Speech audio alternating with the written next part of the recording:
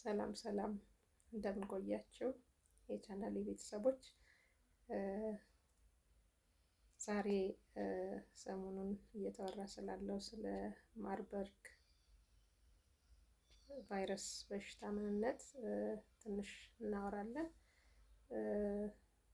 ምንድነው ማርበርግ? የማርበርግ ቫይረስ በሽታ ብለን የምንለው በእንግሊዝኛው አጠራር የሚመደበው ሄሞሬጂክ ፊቨር ከሚባሉት እንደነ ኢቦላ አይነት ህመሞች ጋር ነው። እንዴት ይከሰታል? ያው ህመምተኛውን ትኩሳትና የደም መፍሰስን በማስከተል የሚከሰት ህመም ነው።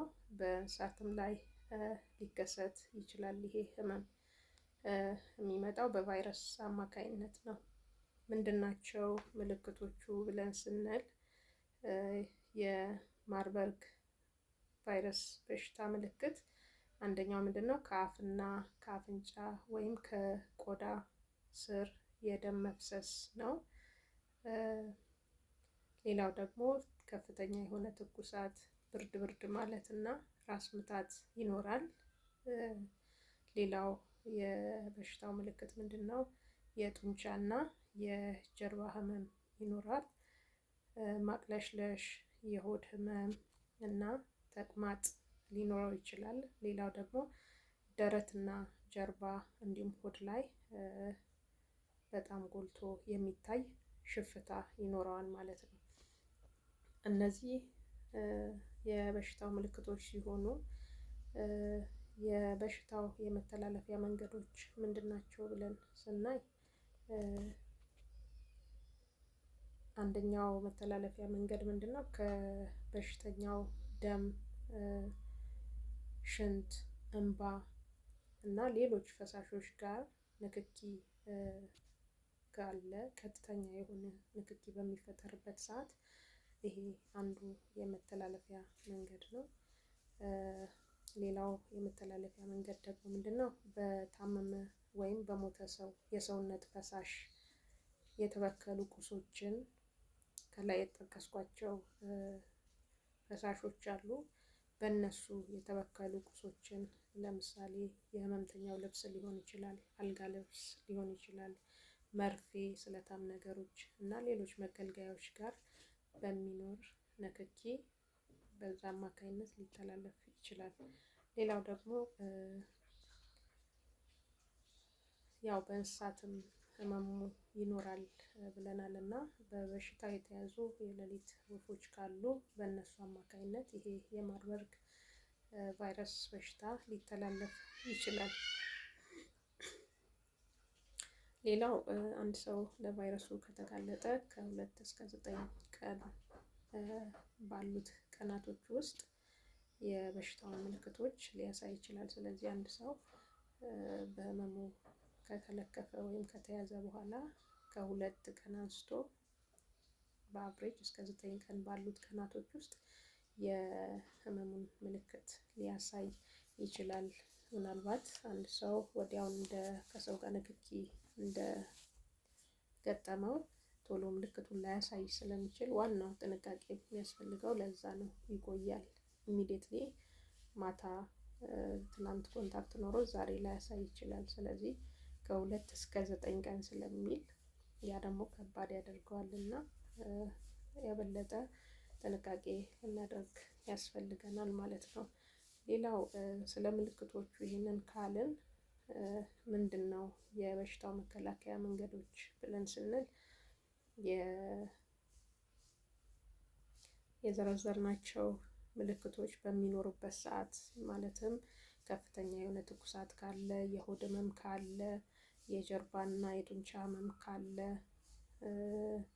ደረትና ሆድ ጀርባ አካባቢ ያለ ከበድ ያለ ጎልቶ የሚታይ ሽፍታ በሚኖርበት ሰዓት፣ ከአፍንጫ ከአፍ እንዲሁም ከቆዳ ስር ደም መፍሰስ ካለ እነዚህ በምልክቶችን በምናይበት ሰዓት በአፋጣኝ ወደ ሕክምና ተቋም መሄድ ይኖርብናል ማለት ነው። ሌላው ደግሞ አንድ ሰው ከታመመ ሰው ጋር ንክኪ ካለው ቶሎ ብሎ እና ትኩሳት ከገጠመው ወደ ጤና ተቋም በአፋጣኝ መሄድ ይኖርበታል ማለት ነው። ሌላው ደግሞ መከላከያ መንገድ ያው በዚህ ህመም አንድ ሰው ታሞ ሲሞት አስክሬኑን ባለሙያ እንዲገንዝ በባለሙያ እገዛ እንዲቀበር፣ ምክንያቱም ያው ጥንቃቄ ማድረግ ስለሚያስፈልግ ማለት ነው። እነዚህ ነገሮች ያስፈልጋሉ። ሌላው ደግሞ አላስፈላጊ የሆነ ወይም የተንዛዛ የቀብር ስነስርዓት ለረዥም ሰዓት አቆይቶ በተለመደው መልኩ ለመቅበር መሞከር አስፈላጊ አይደለም። ስለዚህ እነዚህን አስቀርቶ ቶሎ ብሎ የመቅበር ነገሮችን ማመቻቸት ነው። ንክኪ ያላቸውን የትኛውንም ቁሳቁስ ደግሞ በአግባቡ ማስወገድ ይኖርብናል። ሌላው ደግሞ ከታመመው ሰው እንደተባለው ቅድም አንዱ መተላለፊያ መንገድ ያው የሰውነት ፈሳሽ ደም ሊሆን ይችላል፣ እንባ ሊሆን ይችላል፣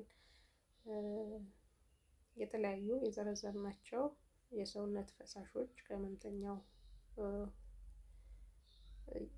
የወጡ ፈሳሾችን ከነሱ ጋር ያለንን ንክኪ ራስን መጠበቅ ወይም ከታመመው ሰው ደምና ፈሳሽ ንክኪ ራስን መጠበቅ።